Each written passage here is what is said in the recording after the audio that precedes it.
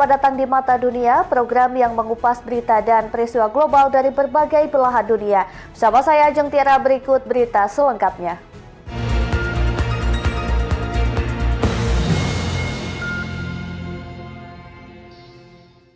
Kita ke informasi yang pertama, pemirsa. Presiden Amerika Serikat Donald Trump perintahkan Angkatan Laut Amerika Serikat menembak kapal pemasang ranjau di Selat Hormuz. Trump menginstruksikan peningkatan aktivitas unit penyisiran ranjau hingga 3 kali lipat. Presiden Amerika Serikat Donald Trump perintahkan Angkatan Laut Amerika Serikat untuk menembak kapal pemasang ranjau di Selat Hormuz. Perintah ini disampaikan Trump melalui unggahan di platform media sosial miliknya, Truth Social. Trump menegaskan personel militer di lapangan tidak perlu ragu dalam mengambil tindakan hukum. Wall Street Journal Kamis 23 April 2026 memberitakan Trump juga mengungkapkan militernya menjalani operasi pembersihan ranjau di Selat Hormuz. Trump menginstruksikan peningkatan aktivitas unit penyisiran ranjau hingga 3 kali lipat. Ini menandai perubahan sikap Trump lebih agresif. Sebelumnya, Trump sempat menyatakan kapal serang cepat milik Iran bukanlah ancaman besar bagi militer Amerika Serikat dan akan menghancurkan kapal-kapal perang utama Iran. Di sisi lain, Korps Garda Revolusi Iran atau IRGZ dilaporkan memiliki kekuatan disebut Mosquito Fleet atau armada nyamuk. Armada terdiri dari kapal-kapal serang kecil dan kapal cepat yang lincah. Kapal-kapal ini diduga melakukan serangkaian serangan terhadap kapal tanker di Selat Hormuz. Ya, sementara itu Iran menunjukkan kendali di Selat Hormuz. Pasukan komando Iran menyergap kapal kargo raksasa. Kapal cepat dan drone laut Iran bersiaga di gua-gua laut di sebuah pulau dekat mulut selat, mencegah Angkatan Laut Amerika Serikat yang mendekat.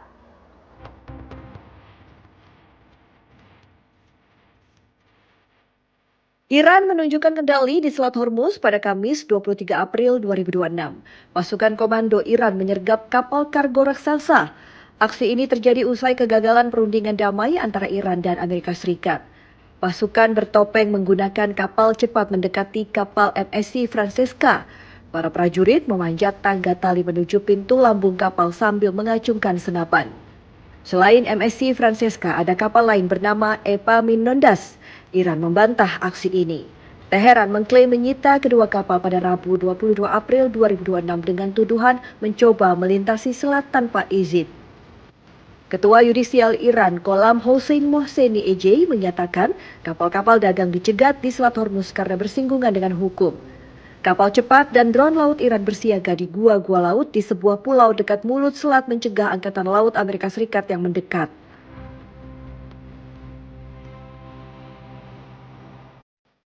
Wakil Ketua Parlemen Iran, Hamid Reza Haji Babai, mengungkapkan Iran mulai memungut biaya tol dari kapal-kapal yang melintasi Selat Hormuz ditransfer ke rekening bank sentral.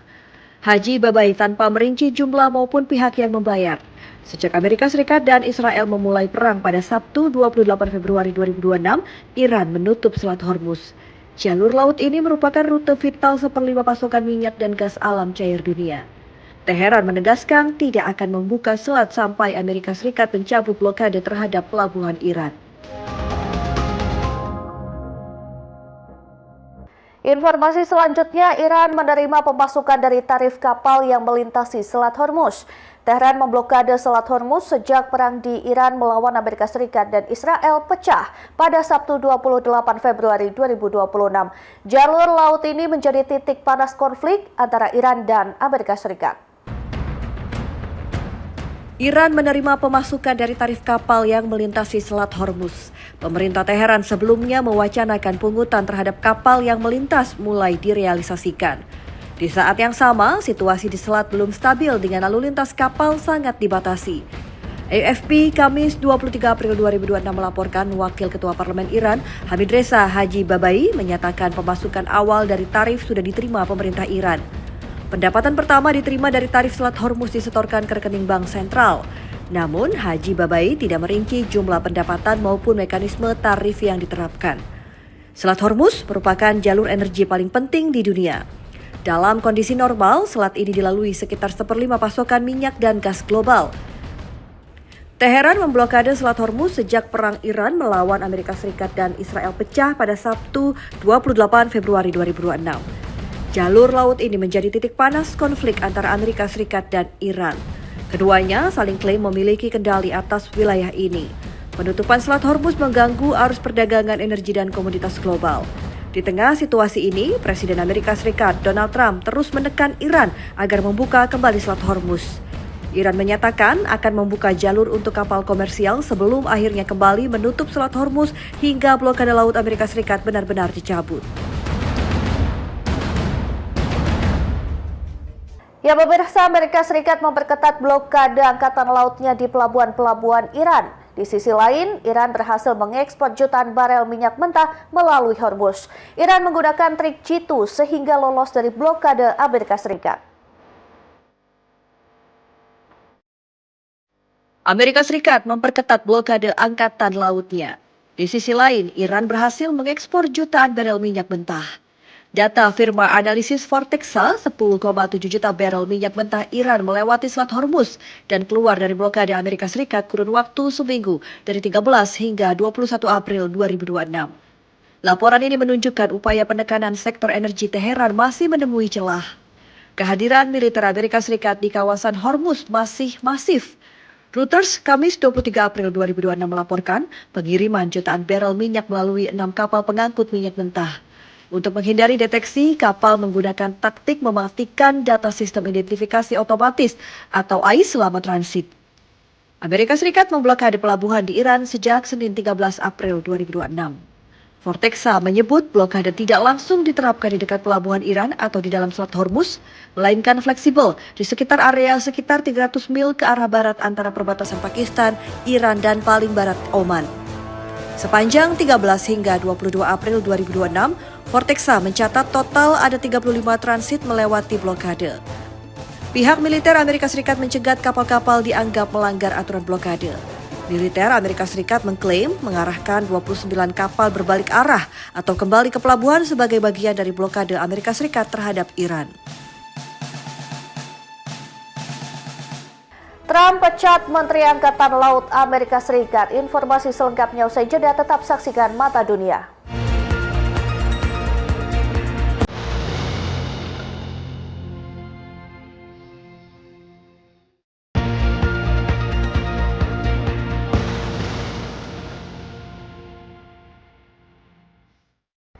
Terima kasih Anda masih bersama kami. Pemirsa, pemerintah Presiden Amerika Serikat Donald Trump memecat Menteri Angkatan Laut John Phelan lantaran dinilai lamban selama perang Amerika Serikat dan Israel dengan Iran. Ketegangan di Pentagon terjadi saat gencatan senjata dengan Iran diperpanjang tanpa batas waktu.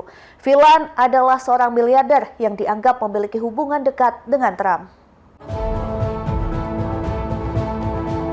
Pemerintah Presiden Amerika Serikat Donald Trump memecat Menteri Angkatan Laut John Phelan lantaran dinilai lamban selama perang Amerika Serikat dan Israel dengan Iran. Reuters pada Rabu 22 April 2026 memberitakan pemecatan Phelan terjadi saat perombakan di Pentagon terjadi beberapa minggu setelah Menteri Pertahanan Pete Hegseth memecat Jenderal tertinggi Angkatan Darat. Reuters pada Rabu 22 April 2026 memberitakan pemecatan Phelan terjadi saat perombakan di Pentagon.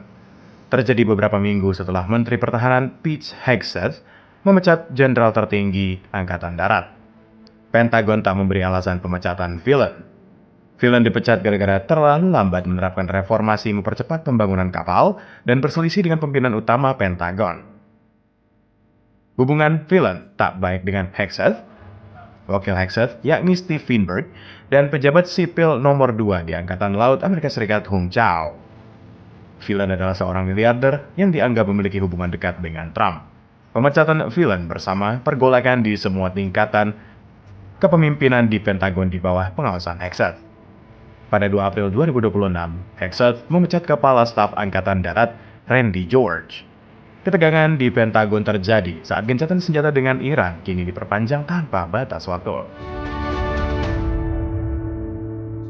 Kabar berikutnya, Iran mengatakan Amerika Serikat dan Israel menjadi biang kerok perang di Timur Tengah dan ketegangan di Selat Hormuz. Hal ini disampaikan Menteri Luar Negeri Iran Abbas Araghchi saat bertemu utusan Menteri Luar Negeri Korea Selatan untuk Iran Cha Byung-ha di Tehran. Hormuz Strait situation is almost over. Menteri Luar Negeri Iran, Abbas Araghchi, mengatakan Amerika Serikat dan Israel menjadi biang kerok perang di Timur Tengah dan ketegangan di Selat Hormuz. Hal ini disampaikan Araghchi saat bertemu utusan Menteri Luar Negeri Korea Selatan untuk Iran, Cha Byung-ha, di Teheran pada Rabu 23 April 2026. Araghchi mengatakan agresi Amerika Serikat dan Israel adalah akar ketidakamanan di Teluk Persia dan Selat Hormuz. Iran mengambil langkah berdasarkan hukum internasional, mempertahankan keamanan dan kepentingan nasional. Araghchi meminta komunitas internasional bersikap tegas dan mengambil tindakan yang jelas dan tegas atas serangan yang dilakukan. Sebelumnya, Amerika Serikat dan Israel bersatu menggempur Iran sejak Sabtu 28 Februari 2026, menyebabkan pemimpin tertinggi Iran kala itu, Ayatollah Ali Khamenei, dan ribuan warga sipil lain tewas. Iran membalas serangan ke Israel dan aset militer Amerika Serikat di negara-negara Teluk. Selain itu, membatasi akses kapal berbendera atau berafiliasi dengan Amerika Serikat dan Israel di Selat Hormuz. Iran memblokade Selat Hormuz, jalur distribusi 20% minyak dan gas dunia. Imbasnya sejumlah negara mengalami krisis bahan bakar minyak. Ya pemirsa, Presiden Iran Masoud Pezeshkian mengirim pesan kepada Amerika Serikat menyatakan Teheran terbuka berdialog demi menyelesaikan konflik yang sedang terjadi. Pezeshkian mengatakan dunia melihat retorika Trump yang tak berkesudahan dan kontradiksi antara klaim dan tindakan. Presiden Iran Masoud Pezeshkian mengirim pesan kepada Amerika Serikat menyatakan Teheran terbuka berdialog menyelesaikan konflik yang sedang terjadi.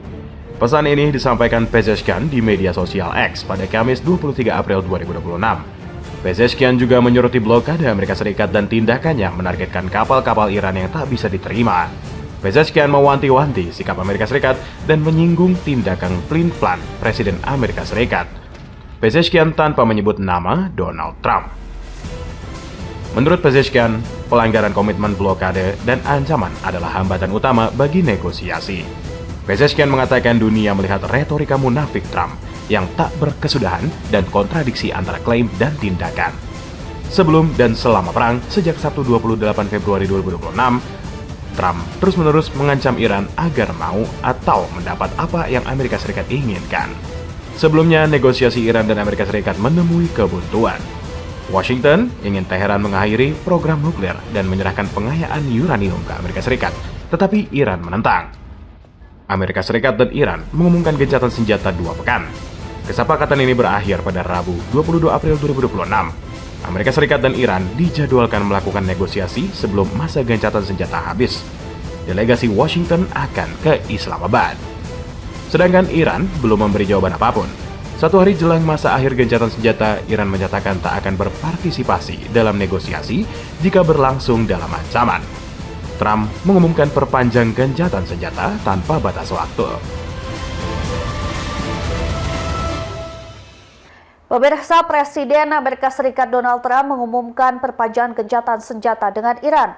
Perpanjangan gencatan senjata tanpa melibatkan Iran. Teheran menilai perpanjangan gencatan senjata Trump merupakan taktik mengulur waktu demi serangan mendadak saat Iran mengambil inisiatif. I thought I'd bring up a subject of interest. I do a lot of this as president. Presiden Amerika Serikat Donald Trump mengumumkan perpanjangan gencatan senjata dengan Iran. Perpanjangan gencatan senjata tanpa melibatkan Iran. Penasihat Ketua Parlemen Iran, Mahdi Mohammadi, menyoroti pilihan Trump tetap melanjutkan blokade pelabuhan Iran meski gencatan senjata diperpanjang. Menurut Mahdi Mohammadi, kebijakan Trump harus ditanggapi secara aksi militer bukan melalui meja perundingan. Sepihak dan bukan hasil negosiasi, gencatan senjata diumumkan oleh Trump. Satu pihak menyatakan gencatan senjata tanpa melibatkan pihak seterusnya. Gencatan senjata disepakati dua pihak berseteru disebut belligerency. Gencatan senjata disepakati bersama, didokumentasikan secara formal dalam perjanjian tertulis dan lisan. Mahdi Mohammadi menilai perpanjangan gencatan senjata Trump merupakan taktik mengulur waktu demi serangan mendadak saat Iran mengambil inisiatif. Ya pemirsa, jangan kemana-mana, usai jeda kami akan hadirkan informasi berita lainnya. Tetaplah bersama kami.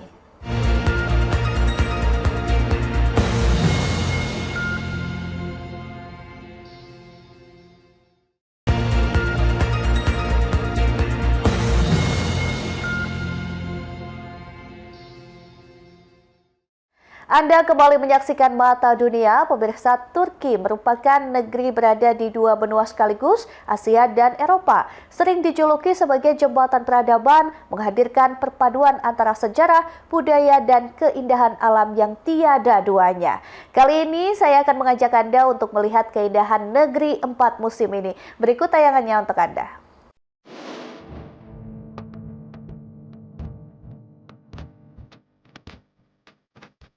Selamat datang di Kapadokia. Keajaiban alam di sini terbentuk dari letusan gunung berapi jutaan tahun lalu, menghasilkan batuan tufa mudah tererosi angin dan hujan sehingga membentuk cerobong-cerobong peri setinggi puluhan meter. Lebih dari sekedar pemandangan, Kapadokia menyimpan warisan peradaban Kristen awal. Gereja-gereja batu di Goromeb dipenuhi fresko berusia ribuan tahun.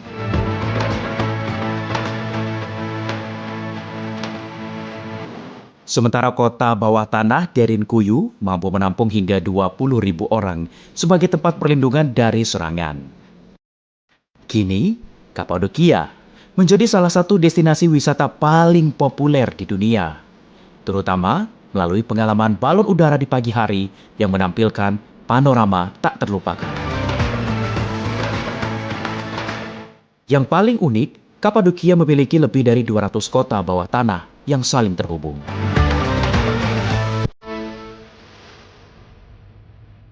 Selanjutnya kita menuju ke Sanliurfa, kota kuno yang dikenal sebagai kota para nabi.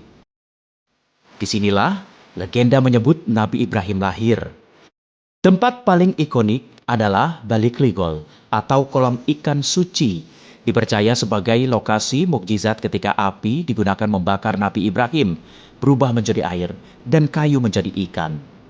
Hingga kini, ikan-ikan di kolam ini dianggap suci dan tidak boleh ditangkap. Selain kisah religius, Sanliurfa juga penting dalam sejarah peradaban. Kota ini dulu bernama Edesa, pusat literatur dan teologi Kristen Timur. Tak jauh dari kota, terdapat situs Göbekli Tepe, kuil batu berusia 11.000 tahun, disebut sebagai monumen religius tertua di dunia. Bahkan, Göbekli Tepe di Sanliurfa lebih tua dari piramida Mesir.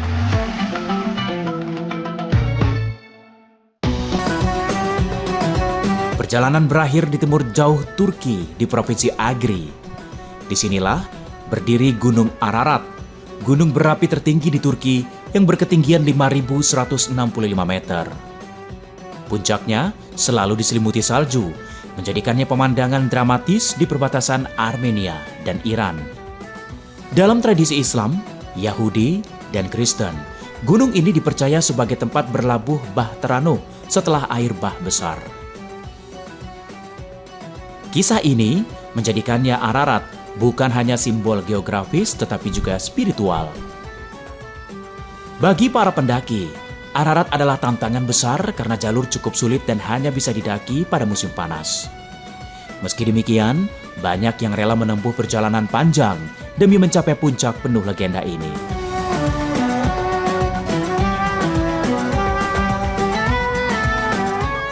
Di pesisir barat Turki berdiri megah Efesus. Kota kuno pernah menjadi pusat perdagangan dan intelektual dunia Romawi. Disinilah berdiri perpustakaan Celsus, mampu menyimpan ribuan gulungan naskah kuno. Teater raksasa menampung hingga 25.000 orang dulu digunakan untuk pertunjukan gladiator hingga pidato politik. Tak kalah penting, Efesus juga dikenal sebagai salah satu dari 7 keajaiban dunia kuno seperti kuil Artemis. Meski kini tersisa puing-puing, namun dulu kuil ini dianggap bangunan religius terbesar di dunia.